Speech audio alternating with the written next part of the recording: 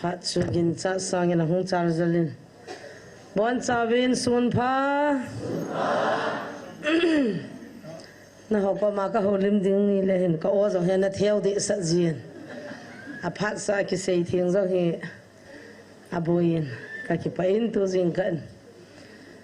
hitabang phat pha phat hai ap ba pa pathini thang wa vin tuni zong pathin phat thei bu na zalin igial le ikigot na sangin mehing asang azani tam kinovin pathin ko na le pathin ngai lut na I hai mil pove pathin wang lung hain tati kata asan ama sapenin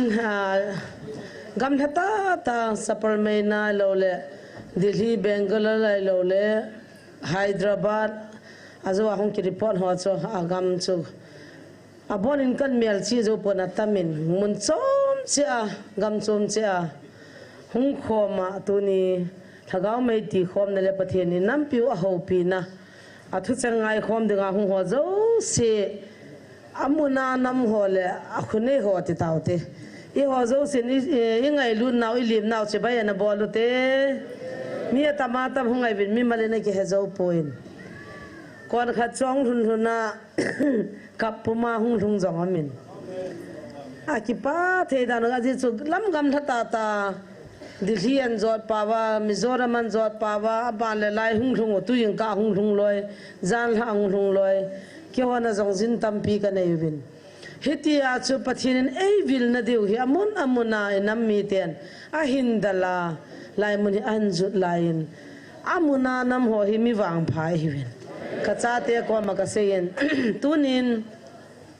mi chol bai ho hin mundang khana pathin vil na hitale itika chi ta divem ti hi ka gyale tun kan jong gari khalani akasolovin singal lang ai lole khupi sunga ko na gam thajap jap dunga hungnom ho tuni sunday hi je chun gari tuni ni pi ni chun gari laile alhomin Christmas ni hi je chun he chun alading apuding in gari ka solovin hunglung tam hunglung nai lom jong ki hepoin igiala hile ki ho hi wang pha ka ki saben amuna kan amuwa jing kan ha kan tawa chule gam hata dal lowa kamu mi hing khanin pha na la do jinga pha sa lai munan dal jong chu a hi ne khosungam ho jong na hi je chun hit bang nam ngai lu na le pathin ngai lu na Jesu Christa izanaw ingay lu naw igyal kho naw hi mi ta mu theya ki tanglowa amji hin pathin ka thangwa in na bon chawin chelai mana mi chol bai hon jong inam pumpi hung zo siu Jesu min salam kan bolwe gacha te ki ho jiben mi tam de bha akiti jiben aja thamlo la het lo cho hita hallelujah tai hung piano pha lo mi atam me a ho me ti kho het ji ai za hading do hon na din do pa le hallelujah amen nan sap sa ji do ji cho ki hon ka het the na diu jang cho pai moi no ha di se na ki gyal lo do he khu khum ho lin na ho be bem ho phaten na ngai vi na mi tam ham hlom ham khat ve hallelujah samote na hallelujah amen hallelujah chip be angai so khub mi tam namo kêu in ko ke ho dan ka design ho he na ya cho ta cho mi ta mi ho me te mana he no he tan ka ke pa ma jing in tu jing ka hin ti pha nu jong hung thing wa kit de hitain jong le kam khat kam ni cha he jong le til kho ne nang sei do nom ne ho ana sei utin tu ni hin gam thata ta ko na hu ho welcome na jong inevin chule zanni lang chun special invite ai lo la ko na na kinein pastor thang ne evangelist pu zaum ta pathin la chawon jong inam sunga ala bui na la ya alungi ma a he thim thei lo ho chu hung di wa he ti zan la jong lang to na tun jong ong na la in to na hi malang hi ki ho ye hen a phachin nom le a he chin nom le a khul chil nom han an thamo ian lo jong le koi machani macha se lo he pa jong se lo di hon jong se lo de aji cho phachi na ho chi phachi sa de he je chun nam pumpi apachin di ho so akikobin yam ta son neo ho so ahung wa mila towam na het khawam yam ta hung khawale oya pu son neo la loi ho so helanga to na ka hoi pi win na hung to diu thu pho na hum lai ta le na hung pho do asar son hin ve win lang patima hung ka heti phat phat chu jesu mina ke phalam lo hela ye chu nam pin na ke nga oi ta na ke ngai cha wai ta zat dang te mi dang te he na izat ki ba pi lo te he na sa pa pa wai ji wai ki de mo wa Christian ki hiya i Christian hi na chu zero ki suwa ki de ma ki jo a YouTube channel po ki sema he ta sun zana bolte lo mi idem dem sang wa chu nam na ngai lu na pathin na ngai lu le chi hi amun ta nang su chil de amun ta na hung thama na nam ngai nam pi za ne ki support de His ministry through iPhone, K personal through iPhone, nang chang dai pon nam pi issue he chi. His ya chu na apachin nga huan ke phalam lo hela numei hila pasal hila asar son langanan to sa diu. Tu na pakai mina he thei ta nan phachit diu. Hi wa chu hi thu phong hi na hin no do wa nan phachin wa adi ilawa hi dan pakai o hilo pathin lagau vil na hilowa satan vil na momong ile nazara jesu mina nan no diu sa hung pot de chu hitiu tla ke ho zo se iki thu diu he amen kyo han ka no win ka pati movin ka pho win 2013 April 16 ya pa na tu ni chan hi ka no ka pho no wa ka 2003 23 apa na 24 tu kum niung thing wale ta kahin no wa kan phachi no wa April 16 ya pa na tu ni chan he ki cholwa hilai muna kon duty ka po nom lo hi ne he nangin gala pa na nu ma na ki zan na ding sum na pai mo ma na YouTube na sema cha chu viewers na hola chang kha chang ni na hola zani lang na kanau nu khanin zanga na ga thala na ki pa ke wen hi chu ho po chu thu pi ai pon nam pi isu ki ti chali na le nai ta thil neu sa he ta lo he gel ne ma ei personal hai ta chu ki de ma ki sei set pha nai ta pon tu na lai mana nong phat chit de amuni ti te la na ngap chapon ai le na ki zan na mun wa ko hotelang ti thil nga chu lup na chunga bol dem lo za chu helai mun dam na le voice pipi na sim sim ho chu hi chu pasal hi na jong kol ga ma kam la ya kol ho pathin ka ho sa le sip se no na za da wa in bulu wa dal po bili ka ti ho che mei san meng cha ka ti ho che na meng cha ta bang ne mi mei san gala ko na mi hap hap chu di la wa hin zat dang te mi dang te pathin hello ten nui zat nai nei di wa na nam na ngai lu na Christian di ta na hiya pathin ngai lu na hi le adi lo chu na phat chit de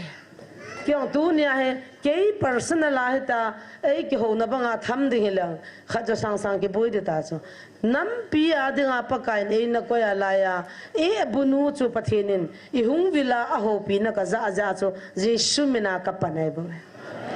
ai ya chu nei dem na ho jang hu ka pang pa de ong na kho ka poi ka ti tu jing ka dam lo kan boi pi za chu na dam song na boi pi zo lo mai the tu zan khuwa ka boi pi ho chu na boi pi zo lo mai the tu jing ka mi chol bai ki boi pi ho chu kuma jong na boi pi zo lo mai the hi ja chu ui cha banga ki hap hap mi bol lo ding in thu ta thu di ide ai le amunai phat chi hi chi wa to hi ku ki cha te ngan ei mi ngan ki hin kol la vai khat cham pon pathin do dal jong khat cham poi koi ma chan bo jong na wa pon te hiya chu ga lai pen pen sang wa tu na jong a phachin dinga ki ko ho chu a hung khau le lang ki hoi na lain mun ong na lai hin asar so tong ki mu to winang ki phalam lo yen hilang hin zone win ti chu sun neu la loi ho chu kan ko he a hung ta lo jong le ga la hoi ta na pangu win tin a lep to mu to phone to an ki pan ki ta win tin anu la pa jong ko he anu le he pa ti di nam ka he lo he ya chu khat ve kan se ne physics bung gup chang khat bai hat to ka di lo de ka ti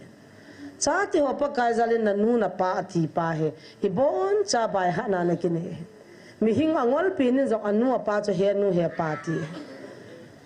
atu na anu pa he ta lo koi ma he ta lo amin mingol banga ga til le alo cho na ding zakhat zania ga thonova viewers ga ma youtube ma zakhat zania ga amole cha chungol da na hita pathinin an ho pi na ding ni khona ya hita hi chun tau pi hitin midam lo ki zana hin lungthim na ta le subsit lovin jesu menin tau pi tin chapa tuna tui lunga chop lo vo sa ne lo ja cho vanui li sina christian la di pin kai ta mati te tui lung la vo sa ki ne lo la thu pi ke jong ai pun ki ne hi ong la kho pun ki ne yong la kho pun ai chu kho boi pi tu lang lang ai cha pati jong mo don ta lo da ne cha pati jong kho kham the he ti kit ta hi cho bo boi pi a phone me a anu apadana min mina so min hallelujah amen tia man thila he tile pathin ki ho na le wa chaila ki sana pathin ki ho na thila he tile ama ho chu thila hi ho dinga thila di ta hi wa ta santa min hilunga akumal ha tau pa tau no chun pathin cha hi ki he cha pathin mina tau hi mi zakha jonglo asang ni se achewa tau ho hin pathin ko ma tau hi ki he cha aku wa tau lo pa tui lung sop lo pan ai cho jo si thil ho wa ti chu iti ki nuk mong da tau pi uti ka tau pi jing dam thein na dinga tu ma diu chana gim sin tu la hung dam thimi tan tang eu pan kit tan pathin dam na hin pi loi na he khan loi hen lang ama ding jong tau pi uti ti chu ai chu na he so ke imu so ke wai ja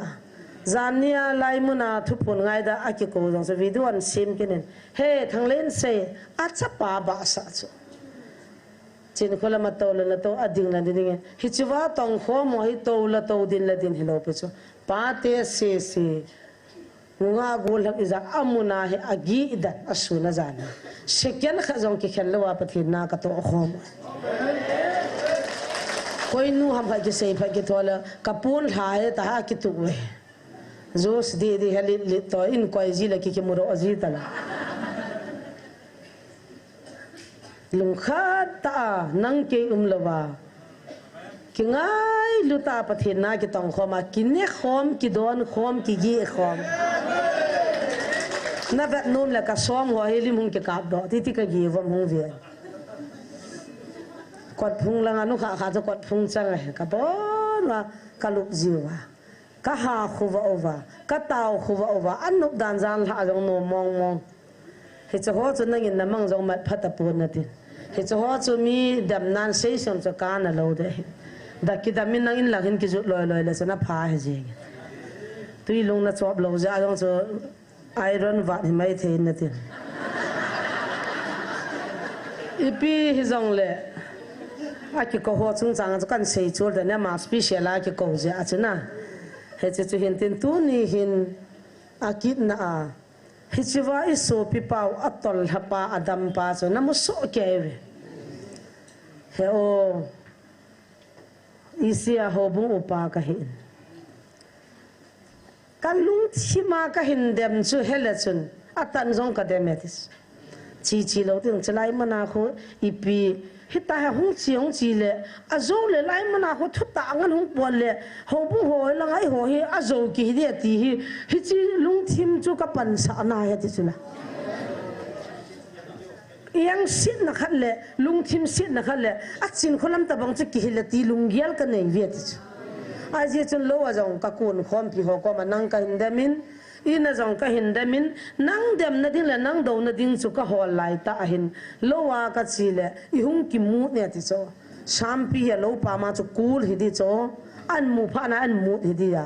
apu ma hung tol hata asang khali ta bola vun ta ki ma zina anam sit dan cho ke ni mi kiling ka han cho evangelist bola ke bu ka ne hon lo cho ji chu ilal to ibudu lo to asang khali ta ka ga wal avun na chu asang khala cha vun be tin ta he aki ka cha na ya tui po he cha a ui dan chu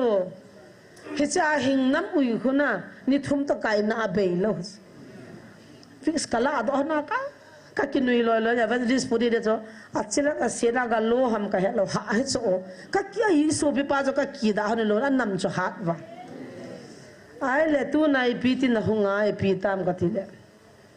heo kan pel zo ta poi dam no me tiong kamun pathin na to zong kamun yang sit ji azu kan do nei bu vet hi ji chun so ta I thu gim se e ti so ala tua he kin thane na ka nei pon evangelist pun rang nei pon tu tua hi Nazareth Jesu mina ino diu hi chi gulpin na mun hi te din na filam ka tele lo longa ka cha cho yung ki mut ta bang khana me ti so lo pa ma chun na anam thet fu ya ti so a hing nam lang lung khat ka za hi se wa chun ke nin jong thane na ka nei hon pon ka nei hon Nazareth Jesu mina cho satan thane na cho ka no hon he Jesu min touch ka bol honin kan yon kalha honin ka taw pi honin nei le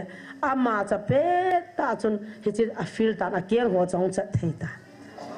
azing in a hung in le avun le ati ki kinal de du cha nam ta pon agwatan aman jong kidanga sa akina hung phanin in a hon hin akia hyang na thim kina hung gi chatan heo nei sa dan hantan bel di dang ka nei po yatin hichiba ka pi tawin jingka ni han bible simin taw na pangin hiwa testimony se nei le koi holu hangam ne he nuwa a ho bu hon tunia innan zu ding hi na upa hi na jong ka tawin na chung thu ki se ding hi ati na hung pu do tawin mit hilong pu minina zone ya o nei ha thi min nang taw nan nin hai hon hi in ne ka chan ding chuna mu gen thei ka hin khusunga no do ding ti chu apa walo hin chula upa u ka hi na jong ei ka tawe sunday ma sa chana mi hingin na sim thu dan ho cha be thei ti na chi ki che cha mi hingin na bol thu ho chu ton sot gam chana hi lo ding ki chi ta chula pa pathin cha pa pathin lagau thing pathin mina a than no hi ya chu hold on abu hi so mai a sar son chu veleu chan lang na pa pathin cha pa pathin lagau thing pathin mina chu upa ol den ngap da aboluwa amo ho hi na aka theu chu amin chu pakai mina patwang wa chu abol thuwe za chu thung lo ta iye lo hitam hiwana ga chiana dam sangin ana thilatun hobu wan luta ana ki bol dingat a hing pan hoi langa vet ding a hin sanga thi cha de uta cho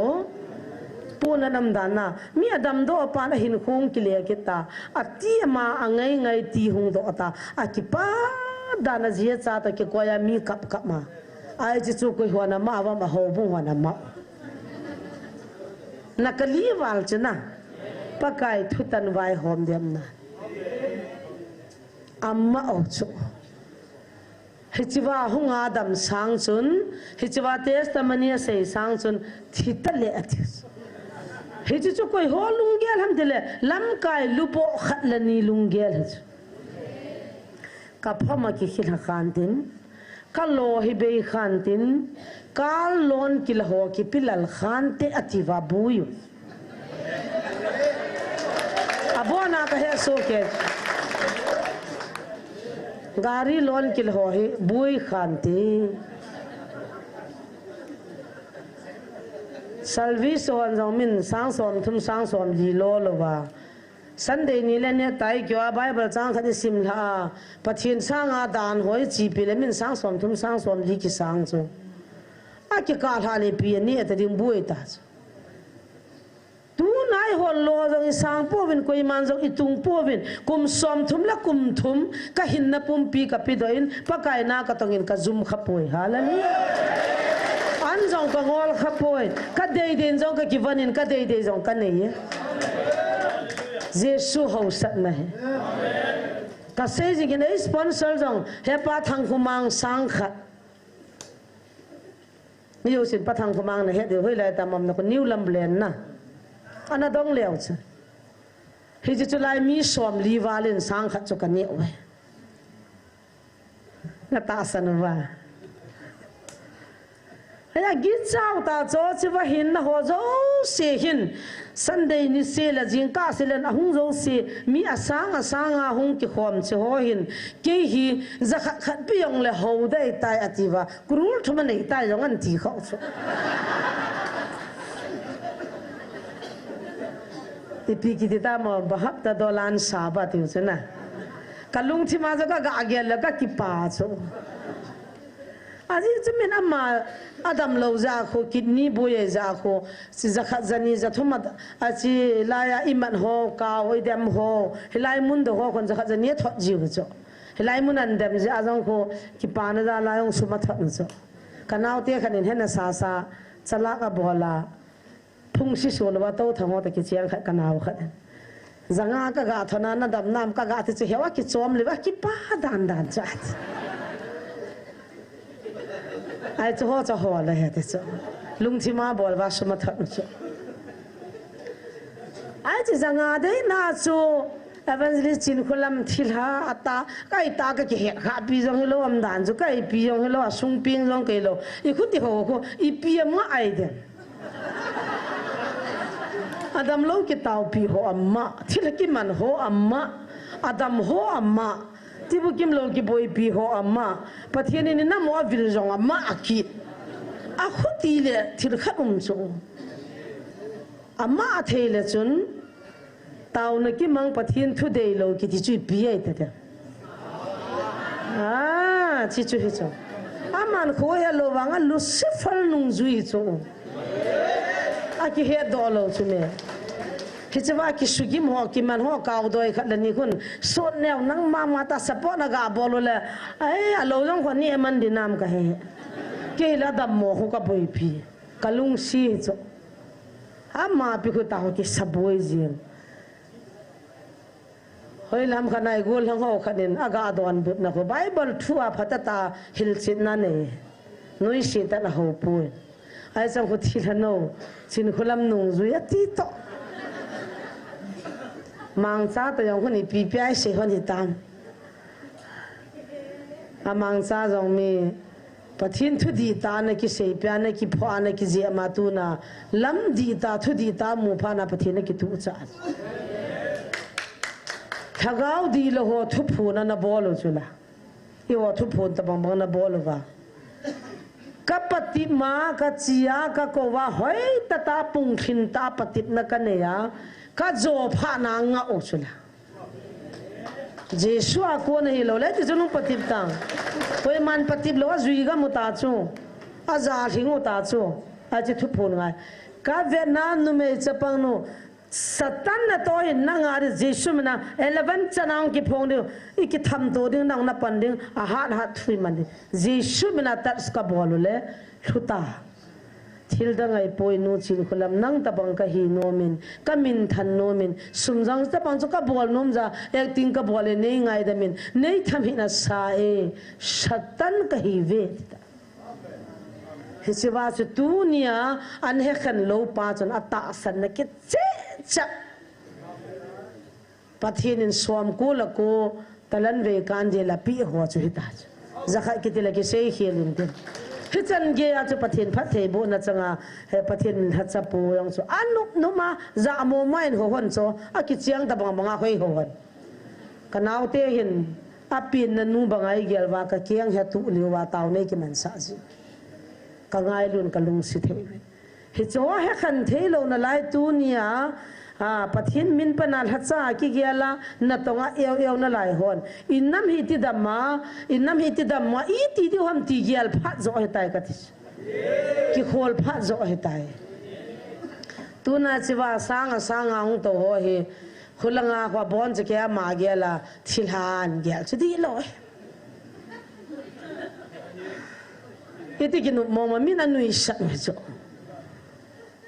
anung zui ko ni ham thum ham khat bo he dia he so ho zo siam an he khan thei ki no tin chule chi nau pa o so pe pa pu ma tol hapa chule chi wa khawa na ki he nai so pe khai gin ho he so loi dam ta ta zo ma a chu ma khon I pi nga khuti ma ham na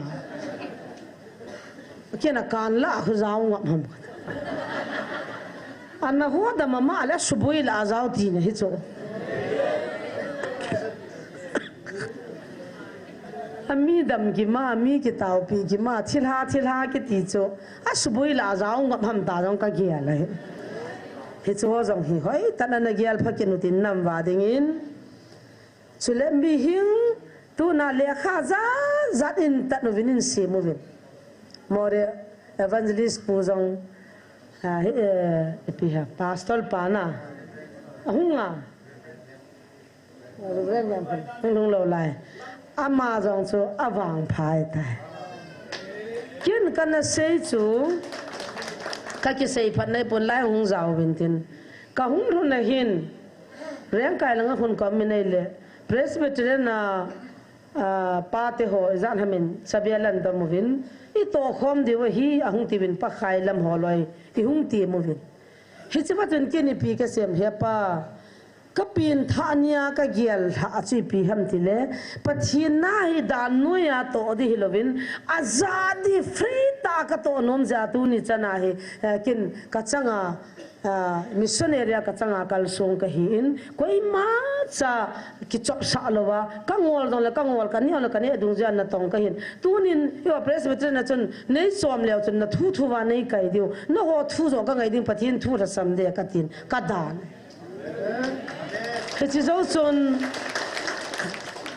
reng kai langa az ho pa te ho hung ke novin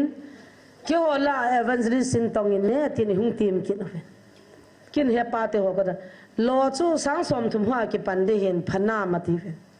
kin ka se chu he pa free ta dan noi lo wa pathin na ki thi dan noi lo wa to de hin dan ki ti hi mi chon se ho adi lo ho ga an de nga ki si ma hin dana ko na ki gal kai ta ta danam ki de chu ka nga chapoi ka thi le nu me ki dang na he iti I da tha ki ching ko na iso piu gang ta pa khat hung kin in pathin phat thei bu ka chan na project hi nga group ka pi the he bithil bol the na na he chi wa chun hungin lang NGO tai min hapta khan in ni ve office ung ka in lang he chi wa chun training I pi vinang 40 na tiam 30 na tiam lo na de za za na sin pi vinge tin sum hol ta pathin na to ki kot ngai pui ke kadam sunga free ta pathin na tong da ki pi do kai zin nei he thi min lang na pai mom le na hil na vingi ka kanom ki po ko na tampi ki mu he koi ma mu pin pin ki um poi he che wa chun GFI Gospel for India kol la vai thagao mang boi pi hola ka ngai sang pen pajam lal LIC pajam lal vai phe kai na ahung ki ta la loi hon ki puin lamnu zigol em din hi lopi lal pan hu mang unai kha la he na ul lo lang ne di nei kha I hung gi ga he pa bang sep dilati mo ka ti lal pan kol la vai te la ga hung mang u de hi o ki he da I hung kan tho cho ipi ham ipi na bol ham ka tile lam ka khupi sunga kol la vai te ka boi pia thagao mang di te boi pi ka hiu la puna lang pang yanga ai te mi lung thing ta mi phata I pau he ei ko dan pa cha ta awang chun kalunga sukhan Gospel for India chun kum thum council in kaumin khakana sang se gi ham sang gi ham loi sim pi vin chiang kha jong kalapon amunam hoding chun kol la vai ho cha don na dingin ka ka pai pain free kum thum chu council in kaumin kol la vai ho lam ka khupi ka chon vin pathin ka hong sawin pathin thwa ka puilu no jong adim se nin anung tol jong adim se nin he chu ka ti lo na pin chu tu ni hin igyal le he chi ba chun acha te mi bang ta lo ai lo le acha te ala zo lo ho acha te abui pi pe ta lo ho nu la patam pi ei na pi jivin azo chun ka cha te la ka ngai lu pin kha silong ka chiang la gari to la ka ki pui ka nung zui khatun sipaya pang do tan ka chapa anu la pa cha hung lut han chu ka ga amuin go go nu la pa na to nam na khon dam hano he amani ko he azo le zo ki se hi sa venati go pa khon go in pi kum khat la hagiet ka ki va in sipaya pang tan ke ko ma ko nin sipaya pan pha na ki nung la ki sipaya pan ma sana ju ke pia pan pha na ki nung la ai ti hin ki bol po te na a sipaya pang the lo ngan cha hi da no wa a hoi si se pha si se ki nung la jiu lo pai ta lo mi hing dan sim hola mi hing dan hoa kan nom lo je achutuna hisi ministry ka bol hiya chu tu na aboi ho hi danam ho chi buyuta cho to na la pasal lam ngama ko do a kalhatsa kangai lu ko da henge pakai ta avidu zo me ta la dil swami lunga ta wa hepa nei het ge ki pe ta taw na jong aman sa am aza so na ho bung sunga gospel ki pa na thu phale kangai lu na thui hang sa min lang sei do in na ti tu nia he sei do na ti ja cho I ma pang dam na thu mi na ko khom de ti na gam bi sunga kalhatsa ho na ko khom de nga hi ti le cái chi lo la hung hi vin tia a pho a pang ko khom na ti la hung hi vinet hin sei na ti la thi be vinet ama la pathin ki ka ata ai chu ho chui dam sungai tiong thacha mi lai ti ki mu taram zo be si isopi elvis wang ka upa wang chu ka ki koi hanin ka ka manin thang la le na seijin na biam that that hanin na u cha na na ki koi han chu ka vela ka hi lunge ama kin jang ka dem di pon ko ai mo di pon a hungin taw na mangin ka to khom hanin jesu minin an non pakaya kun lo ne la ngata atis an se be che che pakai ka het him tai jing kan la hungin an noi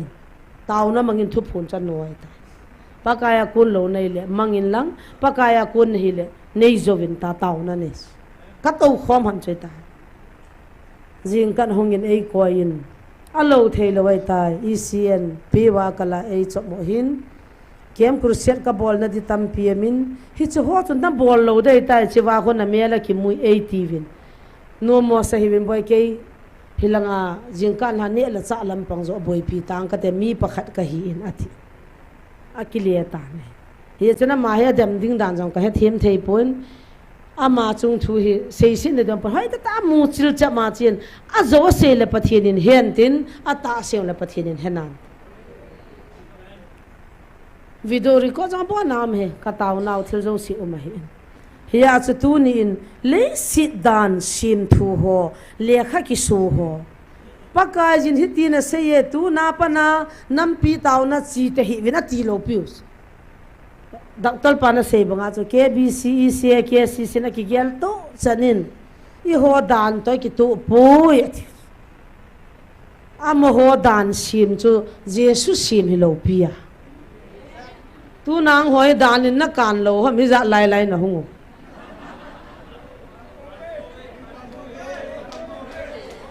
mi asang a za hi dan in na kan lo pi cho kyong dan in kan lo thilsi ka bola ka gu chat ka la cha na zula sa ka ne kham the ka bola le dana ni koi tang dana kam di chme ipi ka su si na dana kam do no chi zo khu za nu ma hu do lo an ku te jong hol do lo zu zu hi za nu ma dana jong koi lo azu kham ni la la tui bung hlang khu ve tang no zan la jong zan kim langa evangelist pu to taw na mang puma khu pi sung ka gavil hon chu nunga aniaw cha cha anak khamwa na ke koi re aruwa pasal khamwa gari al loi la ka vel hona ta hore kai loi la ka chi hona itabang boru umam ka gavel han kidang ka sada ai chu ho chu ki sutup lo ki don lo ai chiwa no chi zo ho ka boi pi han le I PPI ho kham the ho ka boi pian le PPI ho kham the ho ka boi pian na an ngol ro phala re ma ka tha jiwa a phat din ki le ro counseling ki bola ki pen tha sa rehab center tam che che jing ki pa de lo pi so rehab center le khu pi sunga khat am jong la hun se chme kham the ne tam ti na chu koi ho diu ti ong tu na pe wa kal da nam ho chun hi cho chu da na koi tang no su tup tang ho bung sunga zu don san ne ho zu kham ho zu zu ho kham thei ne ho chung chun dan chu pu do tang KCC da nai poi KBC da nai poi ECA da nai poi zu kham ding kham thei ne da ni na phal poi zuzo dani na phalpoi no chizo dani na phalpoi divenang jimenang simla leo chun hobung mi pi ho chu khacha cha zuzo zudon kham theiniam te hibe ta nanu te hovin ne san hen hona kuwa thaiwa khai mua muwa agari ne wa zuwa po wa hoi langa zu do no ma mene na supply hoila ai to hop so mai champi le ne ki pa ke yu wa nalu thai ke ya ami hi wa mi hilonga min hallelujah ta pathin hung bela hung ta wa ai cho cho da na na koi pathinum lo nai sam na don buti pathinum he aden tu ni pugin khusim nong kabin pha nom mi kidang hisu ahung nia hi lam kai tam ta to khom wa akyang he pela ps akyang to ta he sa su ta na he dikha kalunga mang lo lai phone mi a akyang hi sang ta ra he pan kanau na kyang chu koi thatong phone jong chu me hi tango hầu hết cho họ là năm năm cái hối tàu khom một số mẹ cái nó cái giá hết chân kia phải là xích lệ lắm cái liên tạ hết hầu hết cho liên tạ khana cái gì là hết chân discipline rồi này lâu chứ là alo bui bầu số liên biên là hi khu hiện khu mang ini khel khan ta bui bầu chứ mẹ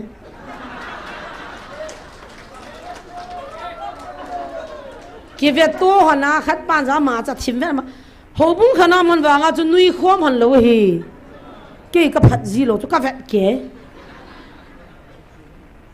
lắm cái liền đi cái chú hi bầu chú mẹ mò rồi ai cho lại pom lâu à hung mà lẹ bốt am bung lâu thì gì vào cho vẹt vào hít tin idea cái gong lẹ ta gin khu xem ta sign and cái chứ news cho anh số gin khu xem đó nên can lâu lẹ van gam ta cái say năm lâu discipline ban hello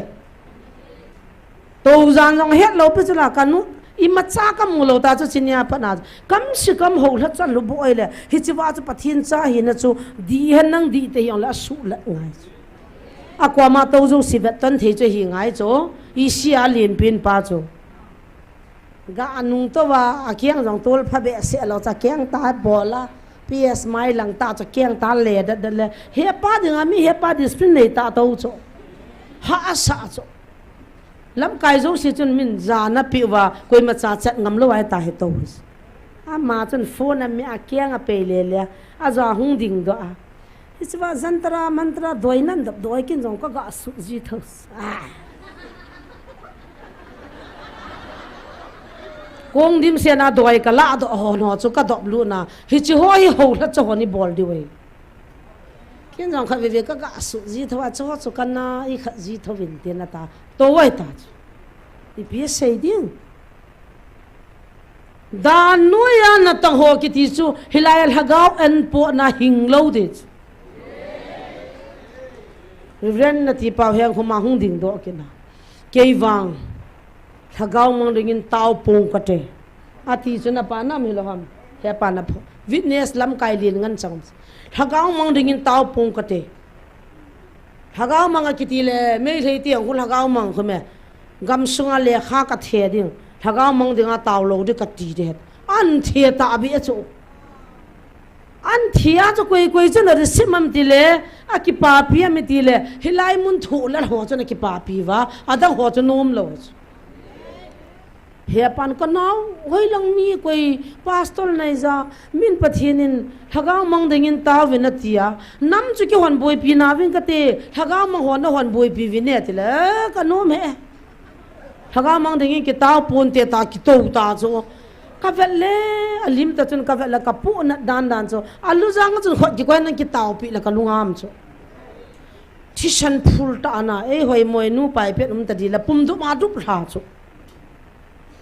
i tham mai tàu niu nu khát chụp hẹn không khát nào cô lùng giết anh nhiều chỗ hết chứ ba chỗ cam mới ta cắp phật chịu nó chỗ i tiền trong thằng gạo mình giống một thầy pung cái tiền thằng gạo mà đừng tao bù vinh ta anh nhiều riêng cho cái đăng cái sát tu na lệ khan số khu về leo chun pathin in hít tiền sein pathin na to hít tiền hin tiang ahil chit lâu piu cho ông bồi pat nào Christmas iman hui an mau cho ai la tu nya mi ching mi thim reverend gai lo la gam bi kha mission khana lidal khana le jesu pin ni chin hold anai sei pi tang no ta ta san diu chu me Ibrana say the loham. Itana simdo loham. Kum sagi Bible ka simeta. Jesu pin na tunitanan simdo loham. Hitsivahi patinin thuki imati la azaw zaso na simdo loham. Bible khela. Bible chunga Bible khala pakai na tong the ti phatchit nei chu pathena na to ding abon chang gen jiwana ji lut poi ti phatchit nei chu thuki share thuki imati chi chu December date 5 jingka pung thumin wa noi mi te building a ka pin na an ti chu ipiam khat ki si aba sa chu tung ka jong MLA khat nin mi khat an bulus MLA pahin December date 5 naman wacha fail nei tawe MLA ne len hold do tong wa chu chu banga chinga sum khuja za ne theya na zo na nalwa vote hold theiwa hold do tong December itia pi ham je su pin chuin sei ta hin ta lang ta wi zui diu chu me pathin na kam chang ta lagawa thuki im thuki siat ei sei pi chu chu na ma u ham ka Amen ti tanguni wang phanu ta chame wa noya ta san zat Christian zat num jangle hu hing pa Jesu apin hello mi dima yo ku ki cha te ni he tau chula hallelujah keila sap te kwal te no in dong ve hang san ta ka sei pi le praise the Lord atis Mizoram ma jong new sa sayo ta chu wa nuya ki thang ta chu oh Christian te ni pakai upin ki hero atai ti wa ki paus ATM channel sun neu le loi ho tui lung chop lo ho la loi ho bo na ta san lo tui la lang tui lung kho tu ya tui bo chu chop khala ho la tham dis amo bo ko na ma wa aka thun na kun ne ke pata azo zo na Jesu hi thun na kun na ne lo ra na sei do gut ki nu ta cho wa noi mi ten in do phalipi na sei ding Christian hitan na tiwa ieu wa ale pathinu chu ya pinga ho ya ku na ko ma ti phale iti hil diu taong thun na kun na ne lo ta banga video khat an sim ki ti zanim dan dano azo zo na Jesu ya ping pu am pu yan ti diu ta thagau jong am pu yan ti diu ta danan sim diu wo sa wa loading ne loading tui lung chop loading cha don loading mi zo sen mi son hi phu be be ding ke bi si yong hun se ta chu abana i si presbyterian ke i phu be Bible sim khat a chia hung do si le mi son khat ki phut ni cho alami na chu ti dam na no ho be a ki tu tang ne mun khala chun taw khom ta wang tui bong se sa ho bung i za no mam ka ti cho lu soma emuchume hunyao chakhat thinglang lang thien zo la ko in swam thing lo ja ho bung nium lam langa ko savan de ho khat numa khat ko ke si ya ain swam long thing lo so a chwa cha ho bung nium chu sangai ko na jong git a zo na le cha pan khat izin mun khat in khat in ku ke ya ho in khat khat in ke sa hu ngai de ai cho tu su to tang no tha khat chunum tang ne ke bi sia ke le khoma de le nam pum pinum ta taw hen ke si sia de lam ta taw hen an ho ban ki to lo tu malama on khole pasol on khole hichi ta sunyawati pau tui lung swap lo pa hung kinil chu anana samong mong chula pasol on kho chu ka pa cha cho zo na ni ko thuang ki nil hona to ai ke in dem pha nai pang khom ki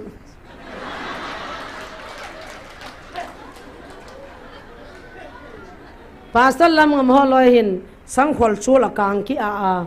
hitai pi ti ta ke self na hi chi hi anapam lo cho tu chunga ke in dem pha wa he ga zaw e cho pasal heller son to lam ngam hi ga zaw hona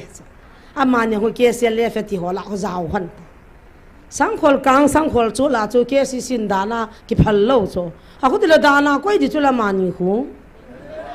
ai ta hun ka yang wa dana na ko am dan su ki e on chu me ke si te sang khol chu la lo di ti hi lo ong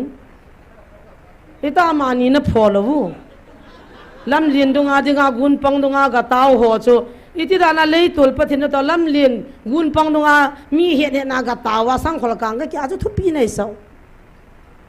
pho tang ne am dan te ki to lo chu me dana koi di chu me mani koi ho dinga dan na simu khu hello innocent nu la pa chapang pilapu hagau mi ho chunga dan na koi chu na koi bang bang na chungang hung de ti ne ki he pathin na chunga dan na koi ti na hai mi hi a chung thu tan de tu ni se po che thil so I ho ma sanga na mai tan bible chang han sim hang ka tin ngang ka tin hi che wa hi tu nya kan se ho chu tu ni se a thil so lo pe chu I ho ma sanga nam ho chunga su sa nghe tàu thế thiên là tàu đến sung lăng dòng lấy tôi lăng dòng khôi lipon họ khai bè vin lăng Christmas nia mi sang ngà hình đến pathini va chơi va ni ni kho mu hi nam hi ho linga satan in he su chi me ki dang jeng he video ko mun tina ki ha ko ne velo chon mi ho chu an ne za mo mo chu sang ngai thin we hi chi chu ki dang a sawa a zo le kum kit le ku mei mang de ki muta pon te te wa dana sim ho vi le sang so mi hun tho tho deus a thu pho ni iti chanum dham jang hello wa iti hu phulu jang hi di lo cho iti apa thin nan nga dam ki hello bo chu me lungil tan na hung lo jang la ta win lang na lunga khama a di point na ti la to na kwal vyang shudin ka ti so ibra na hung ngam lo thang neo hung in tin hung a boy thang neo la pa so thang neo lo pe sim na hung hoi po zan kho kha ki ha ki taw la imin ho jang ha chaw gam ta in hai ta tan na ngai u te bible chang khat ngai ta kan sim do nom hanin ngai chalin si 12 chan 1 to 12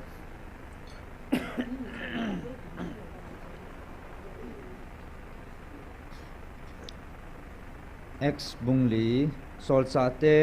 bungli chang khana kona somlani insim nge athupi hi lam kai ho ki khopna Peter le John chin mi ho za athu sei pat hanin thim pu hole hawin vai pu chu sadusi ho to achung hona achu vin mi thu ahil han le Jesu wanga athila akona thokit thu ahil han ji chun alung phamol he jengoi chin amani chu amanun nilha ahi ta ji chun ajinga dingin mi hen na ina akum ta ve ai wangin athuza ho mi tam ta in ata sanun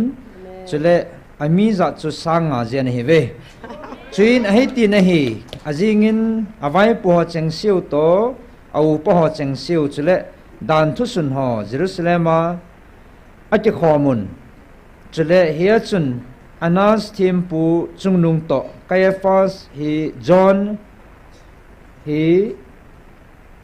Alexander hi chule thimpu chungnung in kute chengsi to aum khomui chin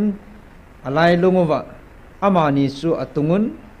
ipithunei nale koimena hi chihina bol han ham tin adangui chita in Peter lagau thingin adim senin azauwa nang ho mi ho vai pu ho chule upa ho tunya hichi michat mo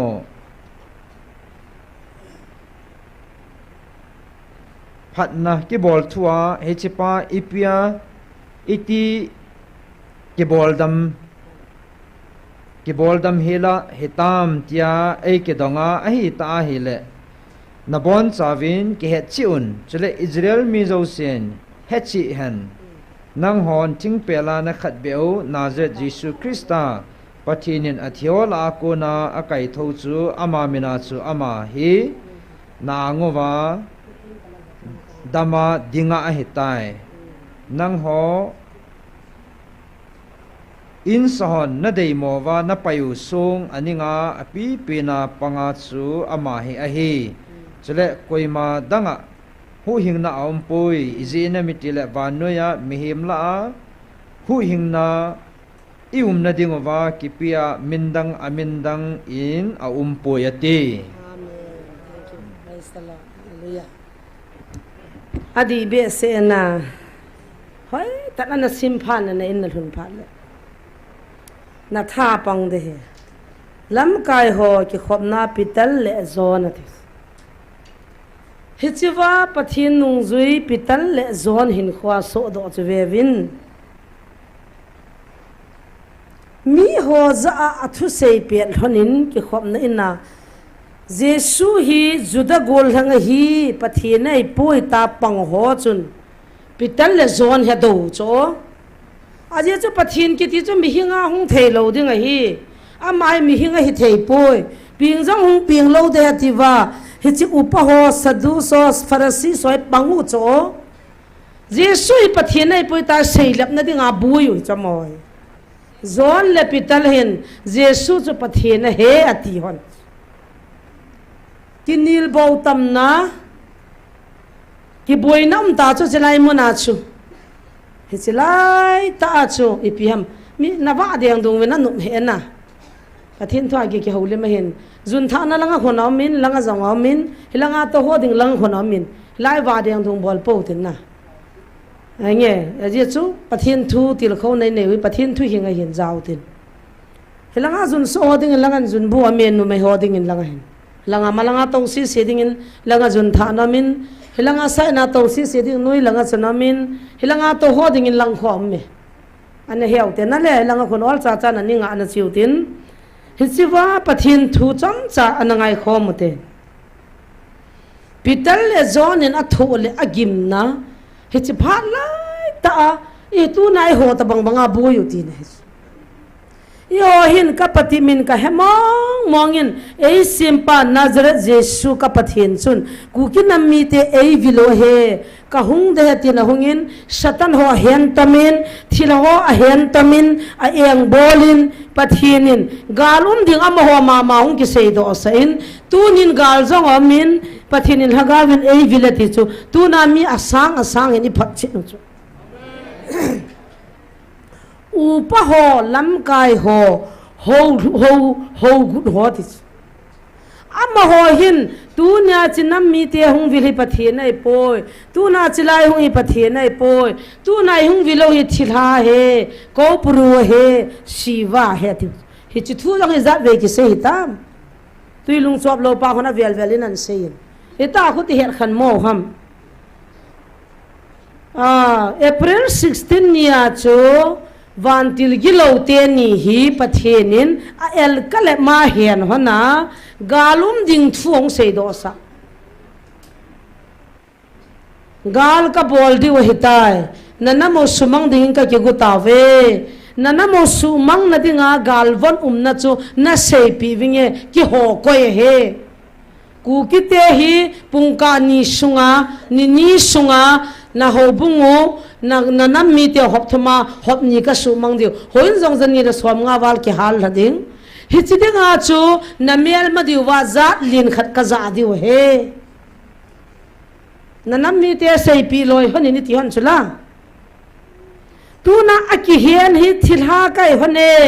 gal bolding alam kai na mel ma tevin a ho pathin chu kai honin na pathin win kal ma e hian na na kyang ta noi wa ki phung ding a in skole ibida ma oham tui lung chop lo pa ni ibida ma aham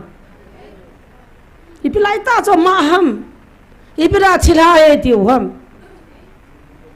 chilha a kyang ta noi a chut pha chi ho hi chula alkalama hin hen chu he pa he chula gala ei bol gu teu khuna sawal win a ho apathin chu pakai na hen tum chu me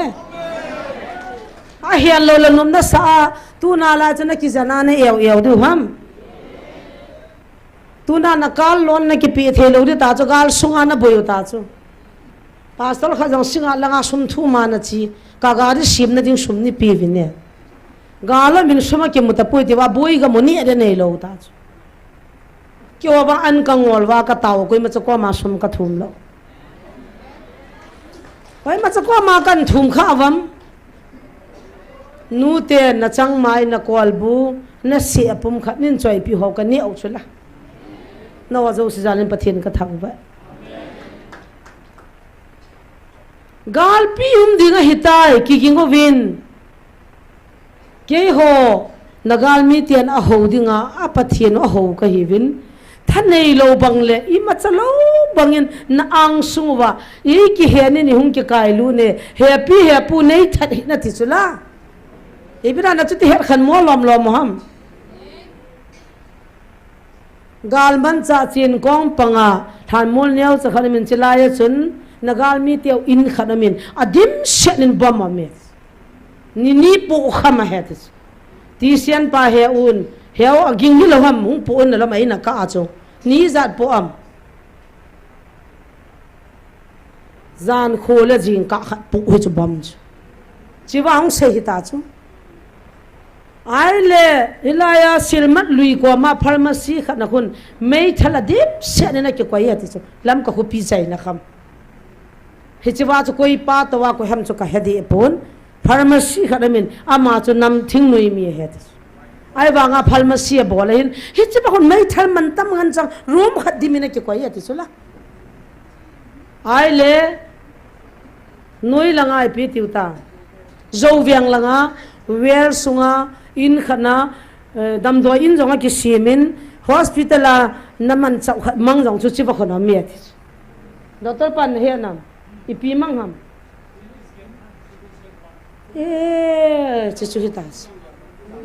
khumu jamba CT scan kilana district hospital amang ya tiu chu hiwa khuna ga mu dio he clinic khana ki simin lup na ho ki don he chu nagal mi to ina ki su tu manu ta jo a ki su kha kha cha jo khumu jamba cha pu lu hu he chu hospital ana man jo chu nam tan mei thal mei chang tam pi lam ka khu pi chai na ding in a ki gong tu ta ve a hung ti je April 16 lang ta jo a chu nam mi te ko ma ka sei do han chu me ang sei chu ibra thilo na ti ham thilo ho chu kyang ta no ya chut pha danga he pa na to hung sei do sa chme ai cho si chu pastor khan hung sei le na ti ham hang up lo ti ti hung sei ding gal bol go thilha chun an to cho he jang sei do sa na ki pa na ham ka ti cho a thil bol go long sei do ta chula hichiwa chu nam sipa ho ki kowa nam lam kai ho ki kowa lam kai ho sau pa ki kowa hichi thil som tai ta ki sei chume ipidinga na chuti daw hiya chu thila ho chu pakai na hen tu ma a sei di do la hung sei sa chu zo sei pu ve ki ti thil ha cha zo he iti adi asem pakai na hen tu ma a bolding a sei sa cha di chula gal ka bolding ta galu ma chula ipi zo do thilha chu zo di ta hiong le aki hen tuma thunoya controla aki mana ki do ting thu ta se thu ta ki sei sa chu me jisu mina he so to he khan thei poi mo ta chu na le he ya chu tunin vele chun zon le pital jong chun thu ta thu di a sei wanga chu amma nuwa mi ki hen nei na cha hen te te chu adanu le amosim thu dana cha hen wa amma nu chu ma the na thuam ja chu ai wanga ipitiam jesu ti lo hu hing na di min dang am poi na dei mo wa na pai le le sung chu in ning khum dat pin na pang ya ti pi thau thau amani ki sei ne jesu adanga khum dat ka hi thau thau ve ka pang dat thau thau ve pa kai nei man thau thau de ti nei cho itabang indam nang sei nang kha lang dan sim jong na chun tunin ai le yang sinin anasi si tung ka anasi si chin nung so lang ina lo diu hoi lang a bial diu amin nang na ta san ngap lo ba atunin hagaw khat kamanet yong ki mukhalo isia pa na sawan de alu jo hagaw mang mana ki hiya res beten na pa na ke si sia lu jo hagaw mang kha ka hol do ta tu kum hobu mi ki beve aku kom teo kha jo hobu ha aminan ki pi mana jo hagaw mana ki hiya lo hiji jo hagaw man hello pu chme satan na tha gon ho apiang tha lo ho doila ai choi ho hi chu ho chi su di vai mat diu chu me satan ho chi mat wa imi tiau te khan diu chu me pathin la chon jesu mina ho pha du chu me tung ka izat ki man ita nang ko man zut lo hi chi lai mu na to hi mission thum lo pi chu me Israel nu pi hong dim sia nu kamu Israel nu pi hong to chu ka uno li na li nu zoi lang ge ta ma e ka te khan gam tang no he nge chu lam kai nu ko me Jesu cha pathin ne ti he cho ka ko lo pi cho Catholic pa te oi langa to ga muta e te langa khan khonan dom ki ta be ta ba Father kum liye je le cho Nyau pi masanga sei de he hi vet Sim thu dan ho cho ni chan na pui dam ka ti cho Judaism izat to hitam sabat izat to hitam KCC ipon mai ki mu chu la hi chi dan ju ti da kan dong ipung chi a ho bung ki simu wa loi tu mi simu wa iki to mo wa atu chunga pa kai nin vil pha na chu WhatsApp ma Facebook anin dem khom thu za na sung lang ma chu hum pi ta bang ngei ta bang nei bo chu mi ki ho thei ta bang na ho be chu isia pa solo ke BC KCC pa solo chu 7 de chu lu kum tau son neo na chu ti pam van son neo na chu ti sapon le no no vo sa ne ram nang tui lung chop da ta ka Christmas so vo sa ne po po tau na thu du achu banga ta sanu chu 7 de chu inam pum pi chum ta tau han le pi kho am hi chu hop ti ilo dan sim thu le nakali ho hinu le na mu ti dam ding tu nin van noi ka vil na der 5 e ti chu ke sei lo pu evangelist pu sei lo pu cho akam changa e vilu he pa na sei chu me mi za khanin ki ngai lo pu me mi som ngan ki ngai lo pu me asang ni ngai chu me asang in ki phachi ni chu me nangin na changa ju sitin na do dinga ki pan lo na hi ham sumna de mo ma zanga sang khane de len seda kyo no nan don pi bin nan thot ta ve ta ki jan na de nei lo ta chu boi hi chu ela YouTube man sim la vival hu ho ta zakhat jania thot no kana nu nang ti mo mom ta ka thot ne kho he lo hi cho pa chu boi pi da ham nam pi ya ve lu he ngai chu la pathin vil nei ya ve lu he ngai chu me John le pital jong chu Jesu pathin ai po di no wa a he no cho pathin ai chu ke sanga hu lin ding hung lam kai ding a mai lenga hung ki nei ding mi honan ho de tu le hi chu u pa ho lam kai ho chu yang si wa le John le pital cham wa ina cho he no chu ai wa nga pital en pi seam hu hinga ding in minna mindang mong am poi Nazareth Jesu ti lo mindang am poi na het lo na bolo het na payo song chu in ning khum da pe na pang de tu ni chana pital khum da na pang hela lung nia lo di chu yo ma sanga nam thim ga hona thu chayu ta a thu gim se no ta chu ama no wa ina kai lu no wa sina lai lungu wa ama ni chu atungun ipi thunei na le koi mina hi chi hin na bol hon ham tin adongwi i pi thunei na le koi mina cho hin na bol hom ata so anadam lo ho adam cho amma o Jesu cho pathiene ti cho amma o Nazareth gol juda gol hangai bowe pathiene poi veili do de ti wa ado cho lam kai ho chana mo sanga Jesu lo pin le thu ki sei de cho nom lo ke tina na lin pe nge ti so ta gin khu sim lung gel ta bang khu so isi a lin pin cha ki tu po la wan gam ki lu ala kho poi ti susan pul ga mi isi ga ma ha ka lit na ga ma ha ti anu ya pa ko ni ti cha la gin khu sim ka tel han ke ka to da ma ti ki so ki ham bol ji uchala kanu te ka pa te mu cho isi a election dunga competition a sang ya ti chu ke ho sunga hai cho la ka zaw lo jin pathin ka thang wa ha boi pi mong us phunga changan ki ve vin te idi lo piu si metunin pakai o ngai utin ki gia lute a sisai ve chi sim phadinga cho nana mo ka sim tup to ka kong vil din he te che pa nam sisa pakai nei sim tup lo ko nei sim tup tu ham ita hobung khanaim lo ham umute na tu na cha teo kalung o lenge na nula na pam na hobung chu na bon en so ke te bon vin lam kai ho ke ho to na hobung khat nu mute gam sunguwa thakhat hiute ta bangena nom ta dem ita sanong thakai ta san long thakhat ti ta cho ibra thakhana im zo lo ham po na me pathin in thakhana nu vin ta I ko chula ibra tu na thi mo na cha sa ken hobung ka phu go lo pi kin fria ka tam sunga pa kai na ka to nom na phu do sao jong hun siat ta tam wal tai amin jong ka he zo zai he dam lo ho min ki ji na ho la ya to ho kun a hobung jong a ji jo ka fa ji le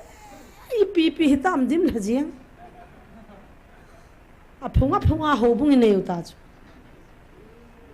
anu la pa ke theli ama ke bi si anau pa I si ke ho thei mong lo tang he pa ps ke bi si ya tau na mana le la nga ka ngai lu ta nau pa king kina te nu pa ko kem jong ka bol kho mu ai wanga mani kam sang ho ka za jing cho su mang de chin khula mi ti de khat ti de king kin hang mol cham hanga ta san kha tir sin hon cho ajin human right lang oi lam khana na ka tonga na tin te ka ne ki hian tu na e de ma pang cha ki oi da cha a sa pin pi u pa to na chu I pi ham tiong gyal lo cho adam lam kaya pang cho I gyal ting pu na namin he cho ho zo si ding a he lungila tau pu mai pan diu tu nia thu phu ngai hung zo se chunga ki pa thu se win pital le zon jong thu khop se na thu hona in ning khum dat bena pang sunga ki yel hon hin nang yong na ma dinga tu nya inam pum pi diwa khum dat pin hi ve hallelujah pathe na thu pathe bo han lang I pha no jong hong sing tan thu phu nom de hitan hi chan chu tu nai ki til kho nawi sei no mu hian lang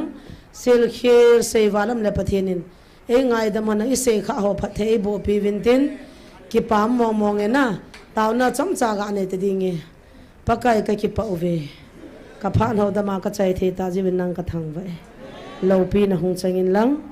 ka pha sung wa nang ma hong ki choi sangin na khot na kaung kil hanun na min thang va in alien neu lagaw la ta sa lung mo na hong ma e to sa divin na jesu minin ka hung taw ve amen